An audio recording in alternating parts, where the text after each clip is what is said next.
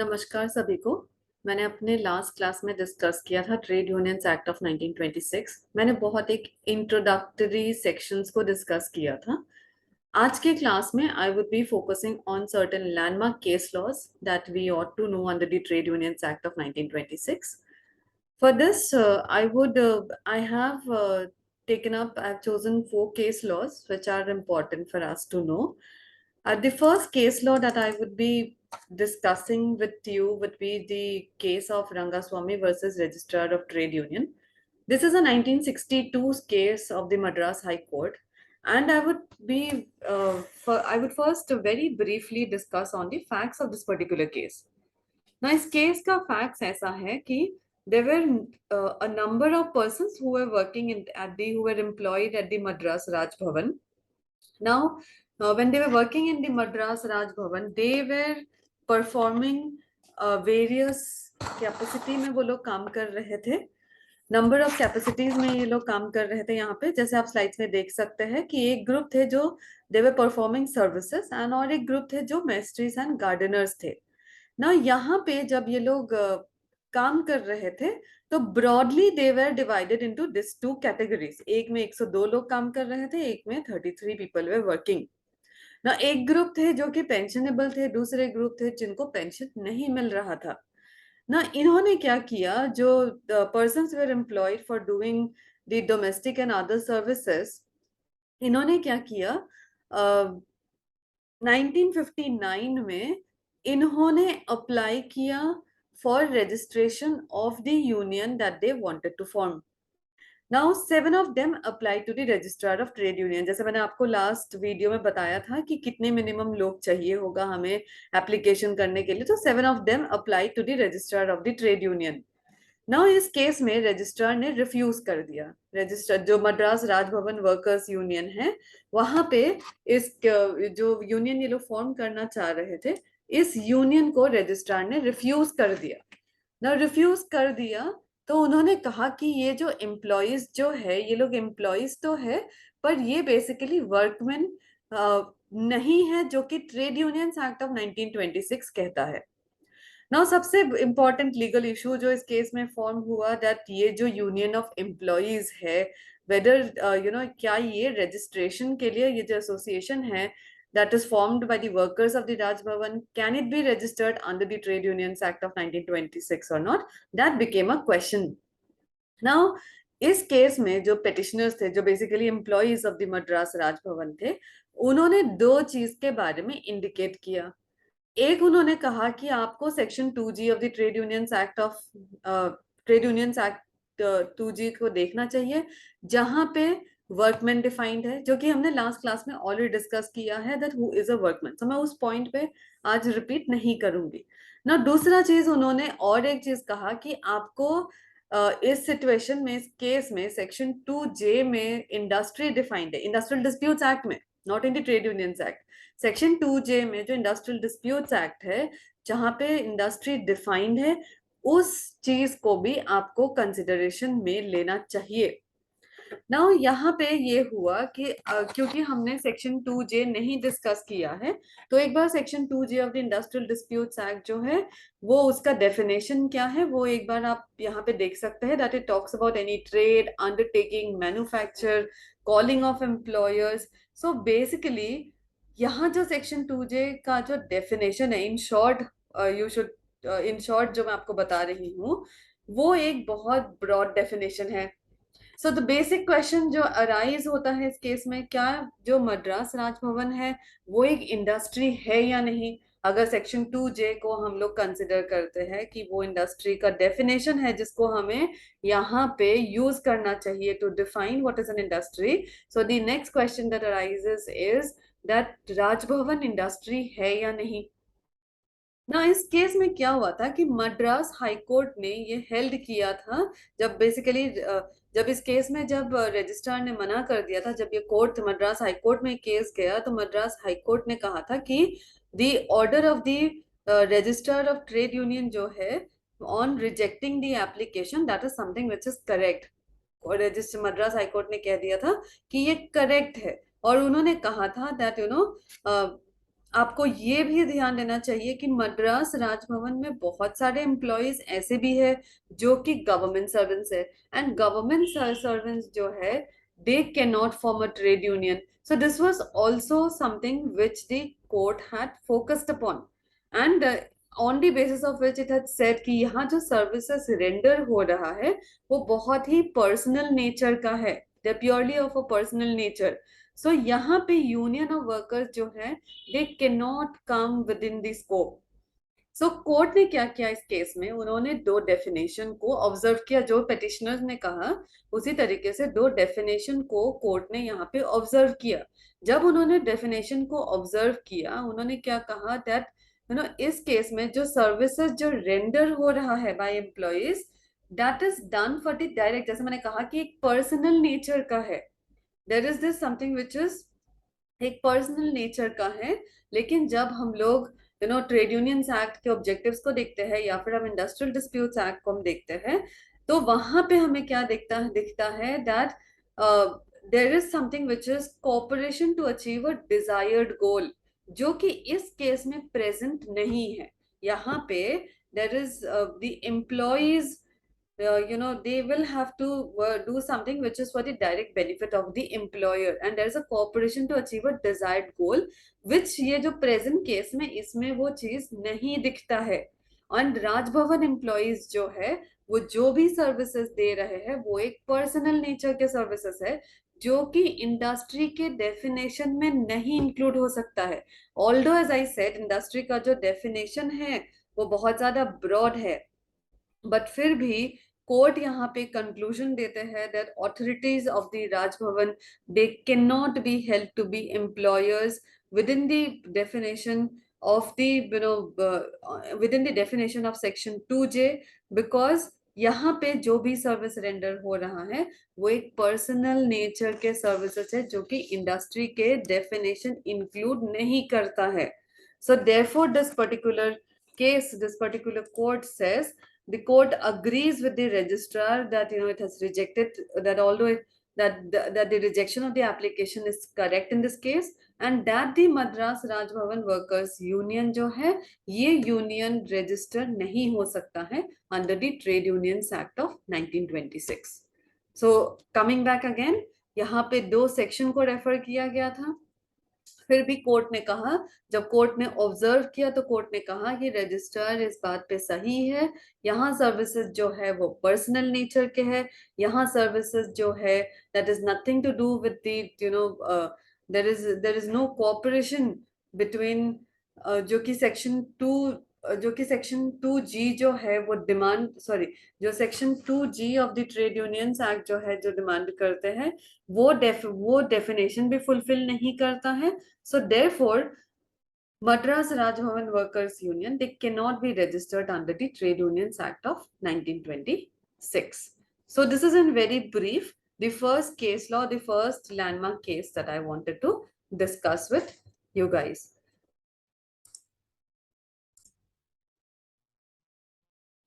So next मैं आती हूँ अपने दूसरे केस में, another landmark case, which is the Tamil Nadu Non-Gazetted Government Officers Union Madras versus the registrar of trade union. ये 1962 का केस है, मद्रास हाई कोर्ट का केस है. नाउ इस केस में एक Tamil Nadu non gazetted government officers union थे जो कि एक सर्विस एसोसिएशन फॉर्म कर रहे थे. एंड ये जो सर्विस एसोसिएशन था ये government and not only government officers but also non gazetted government officers भी इस एसोसिएशन के पार्टी बन सकते थे, इस एसोसिएशन के मेंबर बन सकते थे ना. यहाँ पे association was formed basically for promoting the welfare of its members in multiple directions. ना इस सिचुएशन में क्या हुआ कि एसोसिएशन ने 10 मेंबर ने इस एसोसिएशन के 10 मेंबर ने अप्लाई किया रजिस्ट्रेशन के लिए. जब इन्होंने अप्लाई किया रजिस्ट्रेशन के लिए, 1957 में इन्होंने अप्लाई किया, एंड जब इन्होंने अप्लाई किया under section 5 of the trade unions act, registrar ने इनके यूनियन को, इनके एप्लीकेशन को इस सिचुएशन में रिजेक्ट कर दिया जब इन्होंने रिजेक्ट कर दिया था ये कह के कि ना ही यहाँ पे सेक्शन 2G कंप्लाई होता है, ना ही यहाँ पे सेक्शन 2H कंप्लाई होता है of the trade unions act, जो हमने लास्ट वीडियो में डिस्कस किया है. So registrar basically rejected the application in this case. जब इन्होंने एप्लीकेशन को रिजेक्ट कर दिया तो तब ये हुआ कि इन्होंने अपील किया, पार्टी ने अपील किया बिफोर द लर्नड जज. एंड उसके बाद अपील जो है वो भी रिजेक्ट हो गया. केस फिर से division bench of the high court में गया. वहां पे भी division bench of the high court में जब ये गया मद्रास हाई कोर्ट में, वहां पे ये इशू फिर से डिस्कस हुआ. So the basic issue in this particular case is whether the decision of the registrar in rejecting and refusing to register the trade union, whether that is correct or incorrect. That was the basic contention of this whole case. Now इस case में जो high court का जो decision था, इन्होंने भी फिर से section 2G and section 2H को रेफर किया. जब इन्होंने section 2G and section 2H को रेफर किया, उन्होंने कहा कि section 2G and section 2H इस केस में अप्लाई ही नहीं करता है, because this is a service association which is formed of the non-gazetted officers. Now, somewhere or the other, if you clearly remember the elements of section 2G and section 2H, दोनों ही comply इस situation में नहीं करेगा, जो कि high court ने इस case में कहा. उन्होंने कहा कि something which is very inherent to the constitution of this whole the whole union, that itself is not complying with the basic sections of the Trade Unions Act. So यही एक first reason दिया इन्होंने for that the registrar was correct in rejecting the application. Second reason उन्होंने फिर भी एक कहा कि एक जो point, एक जो चीजें जो हमें याद रखना चाहिए, that something which is core to the civil services, जहां पे essential and sovereign function of the government is in question. So the ground of objection in such a case becomes very valid.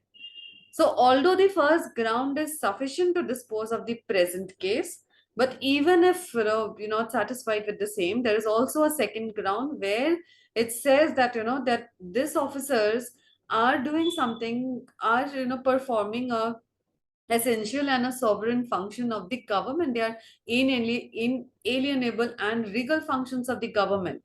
So those aspects of the governmental activities that cannot be an industry, nor can such civil servants be termed as a workman. So on the basis of this, the Supreme Court said, it also, Supreme Court in a number of cases have also said, State of Bombay versus Hospital Majdoor Sabha's case, 1960 का वो एक case है, वहां पे भी supreme court ने कहा है कि रीगल फंक्शंस जो है वो इनएस्केपेबल है, वो इनएलिएनेबल है. सो उस situation discussing all such cases and also referring to section 22 and section 16 of the Trade Unions Act, the court in this case dismissed the appeal that was being filed and accepted the registrar's view on the same, that the union or the association cannot be registered in this particular case. So this in very brief is the case of Tamil Nadu Non-Gazetted Government Officers Union, which is based on that government servants who are engaged in sovereign activities, they cannot be permitted trade dispute, and this cannot form a trade union at any cost. So with this, I will move on to the third case, to the third landmark case, which is known as INRE Inland Steam Navigation Workers Union. It's a 1936 case, and it's a decision which is given by the Calcutta High Court. तो ये जो 1936 के case है, इनके facts भी काफी interesting हैं. यहाँ पे क्या हुआ था कि employees of all inland steamer services, they all wanted to form a union. So यहाँ पे जो इनलैंड स्टीमर सर्विसेज में जो एम्प्लॉयज थे, इनको एक यूनियन फॉर्म करना था, और ये यूनियन का नाम इन्होंने दिया था inland steam navigation workers union. Now जब इन्होंने एप्लीकेशन भेजा रजिस्ट्रार के पास, तो रजिस्ट्रार ने रिफ्यूज कर दिया इस यूनियन को रजिस्टर करने के लिए. ना इसके पीछे इन्होंने रीजन क्या दिया? ना कुछ ही महीने पहले का बात है, ये जो inland steam navigation workers union है, ये एक दूसरे एसोसिएशन, इन्होंने इन्होंने एक एसोसिएशन फॉर्म किया था जिसका नाम था IGN, RSN and IIS, RSN and IGN association करके इन्होंने एक नाम से एक एसोसिएशन फॉर्म करना चाहा था। ये जो एसोसिएशन है, ये इस एसोसिएशन को अनलॉफुल डिक्लेयर कर दिया था। रजिस्ट्रार ने उस एसोसिएशन के रूल्स को यहाँ के जो यूनियन है, जो कि एप्लीकेशन जो आया है, इसके साथ कंपेयर किया तो देखा कि ये एग्जैक्टली सेम है।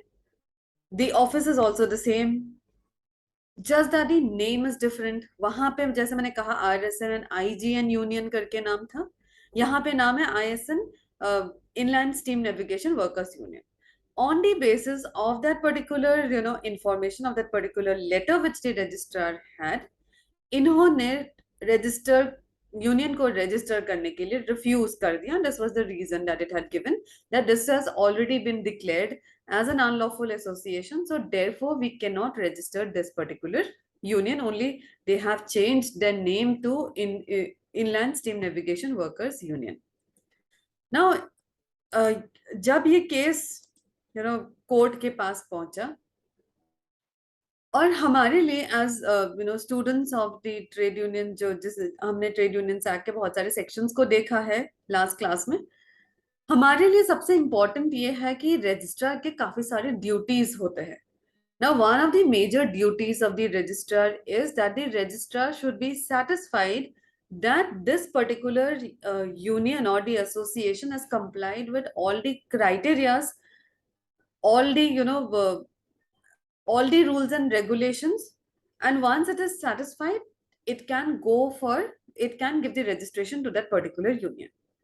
Now इस केस में कोर्ट को ये लगा कि section 8 of the trade unions act, जहां पे ड्यूटीज ऑफ द रजिस्ट्रार के बारे में डिस्कस किया हुआ है, और जहां पे not only section 8, there are so many sections which talks about how the registrar should behave. Now in such a situation the court said that यहाँ पे इस केस में ऑल्दो रजिस्ट्रार ने ये ठीक किया है कि उन्होंने the registrar has looked into a particular letter which declared a particular association unlawful, but solely rejecting an application on the basis of a history or on the basis of something which is not present at this point of time. आप एक application को reject कर देंगे, that is not something which is expected from the registrar, और that is not something which is the duty which the duties of the registrar calls for. The duties of the registrar are very simple, that once they have complied with all the rules and regulations, they can be given, and they should be given the registration. They should be, the application should be granted. And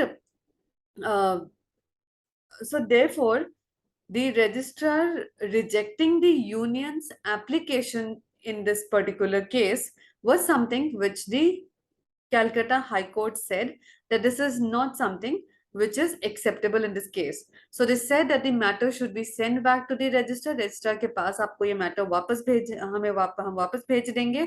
उनको ये consider करना होगा that the requirements of the act जो है वो fulfill हुआ है कि नहीं. अगर fulfill हुआ है तो registration इस union को देना होगा. नहीं fulfill हुआ है, अगर requirements अगर नहीं fulfill होता है, then you can reject this particular application.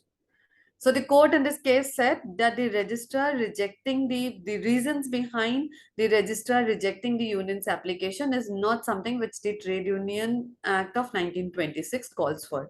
So therefore, this particular matter was sent back to the registrar again to look into it again. So this in very brief is this particular case of the IGN of the INRE, Inland Steam Navigation Workers Union's case of 1936.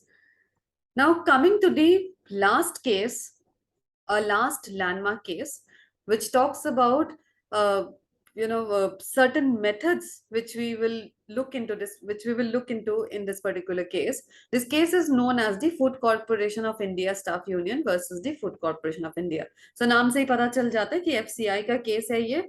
एक side में उनके staff union है, एक side में इनके दूसरे opposite party में food corporation of India है ना। इस केस में we won't go into the much into the facts of the case. इस केस में कुछ एक प्रिंसिपल डिसाइड हुआ था जिसको मैं बहुत ब्रीफली यहाँ पे डिस्कस करना चाहूंगी ना। ये जो केस है ये 1995 का केस है, comparatively a newer case than all the landmark cases that we discussed as of now ना। जब भी कोई ट्रेड यूनियन फॉर्म होता है, जैसे मैंने लास्ट क्लासेस में आपको कहा है कि ट्रेड यूनियन एक इंडस्ट्री में there can be a number of trade union ना। सपोज इन एन एस्टेब्लिशमेंट ऐसा हो जाता है that there are more than one registered trade union. So वहां पे कुछ कुछ चीजों का फ्रिक्शन आता है। Friction as in who as to with whom the employer should negotiate, because trade unions act का एक बहुत इंपॉर्टेंट कॉन्सेप्ट है कलेक्टिव बार्गेनिंग। सो बेसिकली किसके साथ एम्प्लॉयर नेगोशिएट करेंगे, किसके with home will they enter into a bargaining. So because if there are a number of registered trade union, one can be a majority trade union also, one can be a minority trade union also. So इस case में ये सब question arise हुआ था and बहुत देखा गया कि कुछ कुछ मेथड्स फॉलो होता था इंडिया में जो कि बहुत ज्यादा सक्सेसफुल रहा नहीं है। जैसे चेक सिस्टम हुआ, वो बहुत ज्यादा ये एक सिस्टम था जो कि बहुत ज्यादा सक्सेसफुल नहीं हुआ है ना। इस केस में एक मेथड डेवलप करने की कोशिश किया गया with the help of the chief labour commissioner and ये जो मेथड था इसका नाम था सीक्रेट बैलेट ना। ये सीक्रेट बैलेट क्या मेथड है वो बहुत डिटेल्स में 18 पॉइंट्स में सजेस्ट किया गया है। आप जब भी केस जब भी आप कि इस ओरिजिनल केस को देखेंगे तो आपको ये पता चल जाएगा कि 18 पॉइंट्स एक मेमोरेंडम में सजेस्ट किया गया था जिसको मेथड ऑफ सीक्रेट बैलेट कहा जाएगा। नाउ ये जो मेथड ऑफ सीक्रेट बैलेट है ये बेसिकली चीफ लेबर कमिश्नर ने इसको ड्राफ्ट किया था। एक बहुत ही डिटेल्ड वे में इसको ड्राफ्ट किया। तो जैसे कि वर्ड सजेस्ट करते हैं एक सीक्रेट बैलेट सिस्टम, सो उसी तरीके से एक सीक्रेटिव वे में एक मेथड को क्रिएट किया गया था। एंड ये जब मेथड अप्लाई होगा this would be under the direction of the chief labour commissioner itself, so that we are able to do justice to all the registered trade union under a particular industry. ये जो secret ballot method था ये as I said कि यहाँ पे एक 18 point suggestion दिया गया था जो कि आपको ओरिजिनल केस में मिल जाएगा, जो मैं यहाँ पे डिस्कस नहीं करूंगी बिकॉज वहां पे आपको दिख जाएगा। If you just read once you will see that it has been discussed in a very detailed manner. So court ने ये डायरेक्शन दिया इस केस में कि जो भी चीफ लेबर कमिश्नर ने and the food corporation of India में डायरेक्शन दिया कि चीफ लेबर कमिश्नर को दैट एंड द एफसीआई कि आप इलेक्शंस को होल्ड कीजिए in accordance with the procedure that has been laid down. So ये supervision of chief labour commissioner ही रहेगा। So this was one of the successful methods in case there is a friction that arises when there are more than one registered trade union. So therefore, that is the reason that the Food Corporation of India Staff Union versus the FCI's case of 1995 became one of the landmark cases because it introduced to us in details the method of the secret ballot system and overdoing all the other systems that time and again you would see had arisen in a number of cases, but this is one method that we follow as of date. So these are the four landmark cases that I wanted to discuss with all of you in a very brief manner. For more details, you can always read the original case, but this is in very brief the important highlights of this four landmark cases of the Trade Unions Act of 1926. Thank you so much.